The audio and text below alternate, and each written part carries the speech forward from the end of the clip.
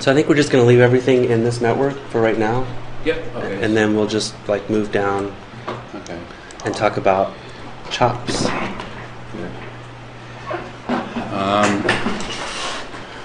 What I do a lot more than Steve does, I bet, is save my work. You saw the version number on a file yesterday in the 40,000s. Okay, so on the top left, you can actually this would be a good time just to create a project and save this stuff away. So on the desktop, just right click somewhere and create a new folder. And go and then let's name this project MUTEK 1. So just change the text new project to be MUTEK 1. So that the file name ends up being MUTEK 1.1.to, .1 being the version number. So yeah, so in this case we're just creating a folder with one file in it, the TOE file, the touch environment file. So save that out. Oh, I moved it all there. Oh, okay. Well, you lost your references. Yeah, I lost all my references. So, okay, so let's go repair it. Okay, how about this? // How about that? There. Okay. Pick your any movie and change its parameters at the beginning of it is not $touch, but put .. there. Yeah. And then so it'd be / MUTEK Touch Designer. $touch is we'll talk about this later, but $touch is a variable.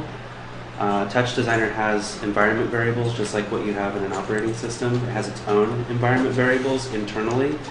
$touch is a string variable that is the forward directory path of the file that your TOE file lives in. So because we started off with a file that wasn't saved anywhere, as soon as he saved it, $touch ended up meaning something else, and then all the movies broke. So you can also put, instead of // you can put $desktop. So $desktop is a variable which is where your desktop is. You can put $desktop / MUTEK Touch Designer. Everybody got that down? So up here, $desktop / MUTEK Touch Designer. Okay? Okay, so we'll continue on from there. The second family of nodes that we're going to look at is chops. So double click on the background and select the green one. Chops are channel operators, and they process and hold signals, and they also process and hold audio. They're treated uniformly. The only difference between audio and signals is the sample rate. If you put down LFO chop, you see it's oscillating, and most basic one. So again, with the parameters, you can modify its frequency. So you can type in 2.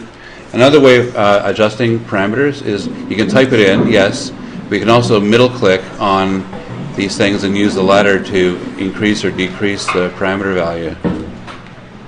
Just middle click on the name, for instance, and it will raise and lower. The ladder is different ranges. At the top it adjusts by steps of 10. At the bottom it adjusts by steps of 1,000th.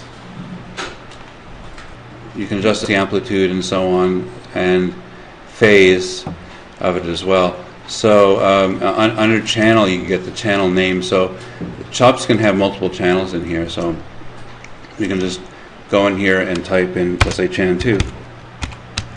And you can have 2 channels, and they both happen to have all the same waveform parameter values. Even though this looks like they have different values, they're actually displaying at different ranges. So the top one is ±10, the bottom one is ±1. Right. Was it possible to reset the LFO by any input trigger or something? Okay, so we'll do a reset right now. So let's set this to a low frequency, like 0.1. Oh, it looks like they're offset in phase. So yeah, so we'll reset it. You can right-click on the input here and select from the menu constant. You can put it into the middle one now. The middle one is reset. Is the middle one reset? Yeah. Okay, hang on. So connect the middle input to this. And in Touch Designer in Shops, 0 and below is always off, and anything above 0 is on. So as soon as I move this beyond 0, so if I move the slider up here, it resets. You can click on the slider and just reset, move it back and forth, and reset the LFO starting at 0. So yeah, we'll put down another LFO here.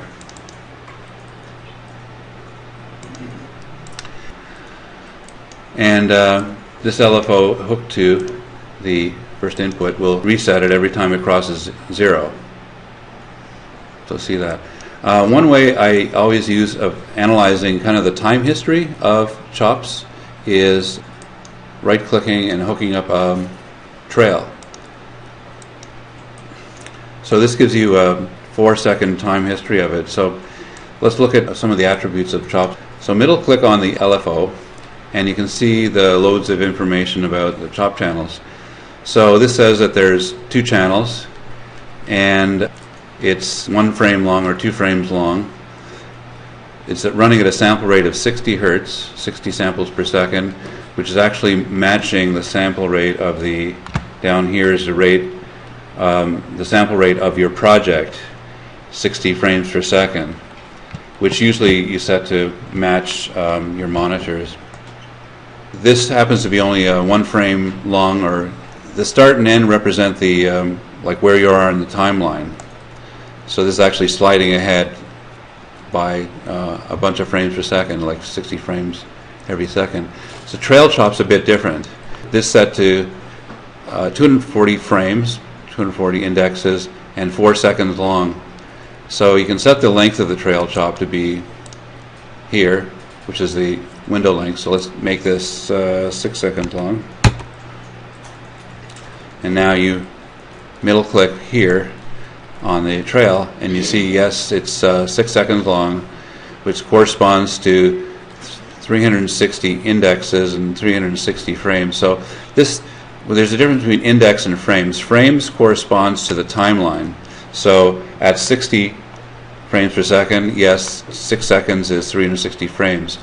The index is something different. It's the sample rate of the chop itself. So if we put down an audio chop, so double click on the background and pull out a audio stream and put it down, and we can't hear it yet, but the important thing here is to look at what this chop is doing. So if you middle click on this node, you can see that it has a sample rate of 44,100 samples per second. So this is an example of a chop which has a high sample rate, and again, it's holding about 1 or 2 frames at a time, but it's actually 735 samples in a frame. And that's what happens when you take 44,000 divided by 60, you get 735. If you send this thing to a trail, you'll see, if you middle click on trail here, it is 4 seconds long. I have the window length set to 4 seconds. And that corresponds to this many samples and this number many frames. Again, this is 4 times 60 is 240 frames. These are just different units of time. Okay, so if you click on audio stream and actually select this thing below called viewer active.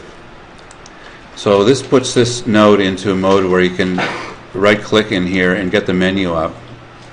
So right click in the active viewer, select this menu entry down here called graph for per single channel,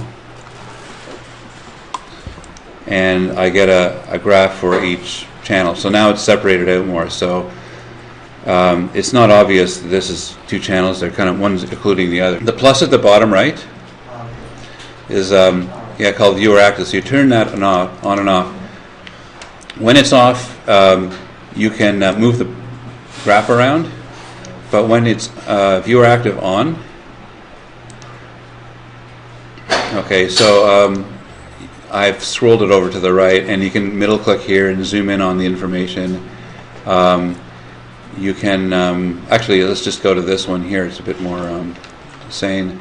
So you got click viewer active on this channel, and when you middle click inside here, you can expand it out, and you can right click and select dots. So if you select dots, it'll put a dot at every sample. So if you make it a little bit wider, a chop is basically a set of samples.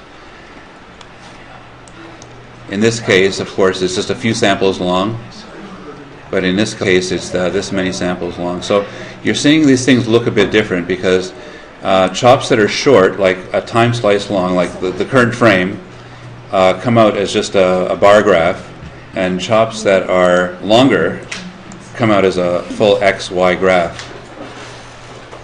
And again, you can right-click here and select graph per single channel, and you can use the middle mouse to expand.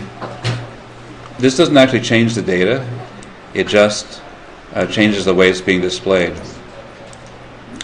So if you middle click again, turn viewer active off, middle click on the node to get the info, and other information below here that's useful is just the channel names, Chan 1, Chan 2, and this is its minimum maximum range, and that's the value at the current frame. Another very common chop to use is select. So when you have a chop with a bunch of channels in it, you often use a select chop to pull out one channel only. So select by default doesn't do anything.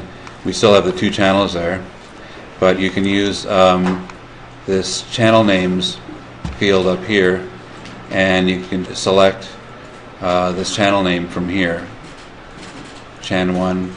So now I only have one channel. So that's a way of, like, when things come in gang grouped together, separate them out.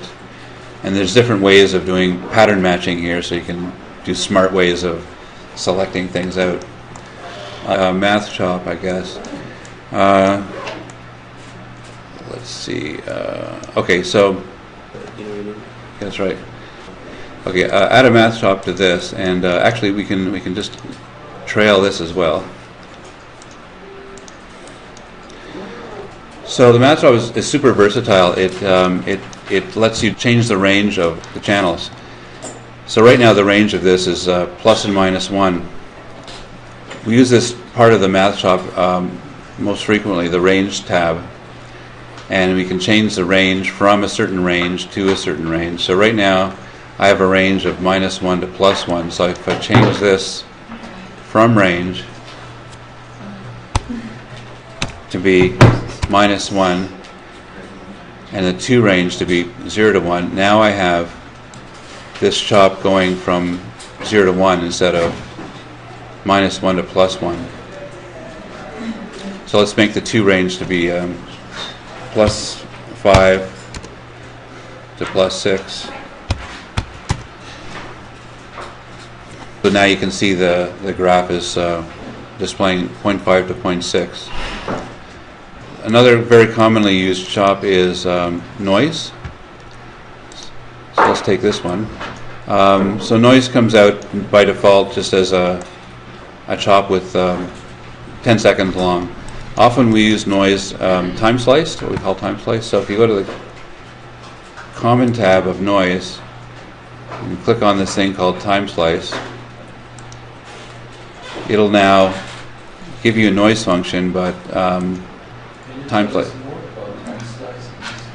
If your timeline is 60 frames per second, and you've jumped ahead from when you're rendering one frame and you jump ahead and render the next frame, if you jump ahead 2 frames, then your time slice is 2 frames long.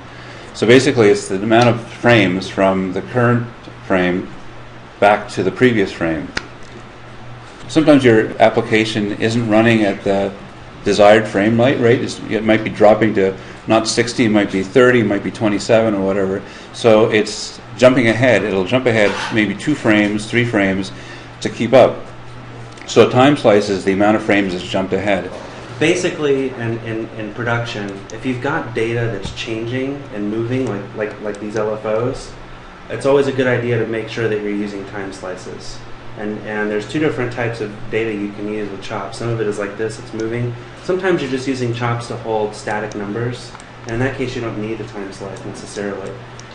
Where you can run into problems is when you run, you start converting between non-time sliced and time sliced information. That can cause some really weird voodoo stuff to happen. So it's just always a good idea, general rule of thumb, to make sure you have time slices if your data is dynamic like this. So on the noise chop, go to channel, the channel tab, and again you can put chan 1, chan 2, and you can do CHAN open square bracket 2-6 or something like that to get 3-6. Okay, form like this to get more channels. So here I have channel 1 to channel 6, and the way I've actually defined them, I said chan 1 space chan 2, and then this pattern to generate multiple channels. So you can generate hundreds of them based on putting patterns in here. So chan 3, 4, 5, 6, that's what this represents. We're going to turn this LFO into not a sine, but a square wave, square. So go to LFO, change the menu to square. So now it's -1 + 1. Okay? Okay, we're going to add another chain of nodes down here. So you middle click here and pick a filter. Okay, so this adds another chain out from the output of this. Filter is actually applying a kind of a sluggishness to this LFO. If you go to filters parameters and change the filter width to, let's say, 0.3, the filter width is 0.3. It makes it like sluggish by 0.3 seconds. Let's take middle click on the output of LFO again and select merge. So merge brings channels together into one chop to look at them together or to operate on them together.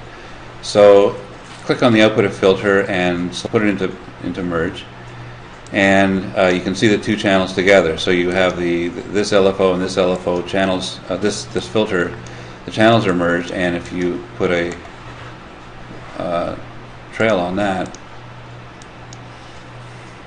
open up the trail, give it a graph per single channel, you can see the effect of what the lag is together with the original LFO pulses.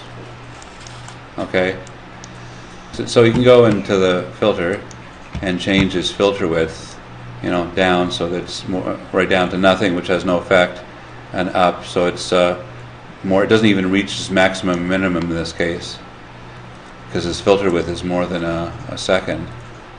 So you can adjust it down to something that's like this. So I use this a lot just to get a little bit more soft motion on things. So take the merge, right click on the output, put a math in between, and then we can put a constant as a second input to math. So right now we have 4 channels here, but you can do various things when you have multiple inputs to a math chop. This is a hugely powerful operator.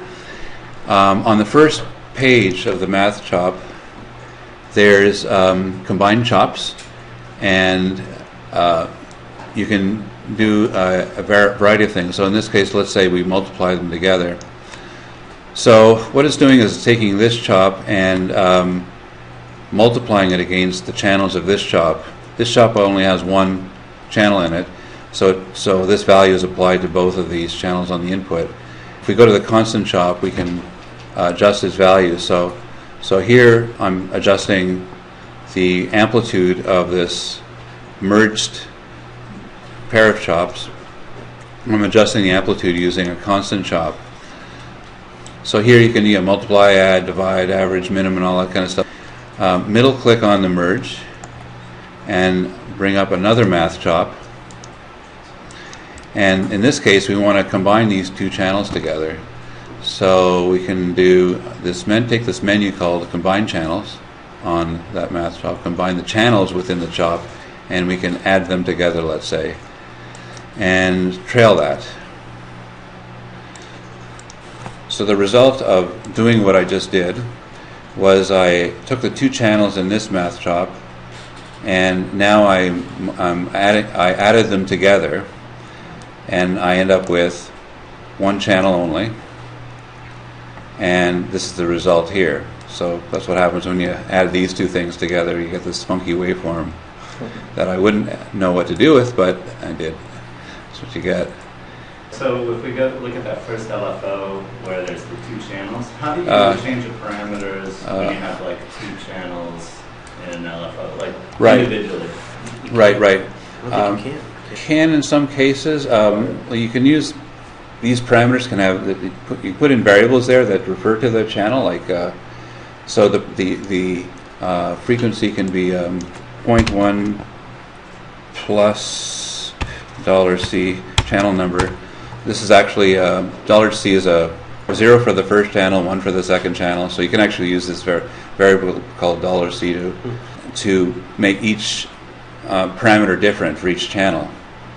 But once you have the LFOs and you want to change the channels individually, you would have to use something like a math chop to generate some, like we did here, some channels and then multiply them together or add them together or something like that. So you'd have to do matching one channel for every. The common tab has a, right? Yeah. The math chop. The math chop, yeah, that's right. So okay, so we go to this math chop. Yeah.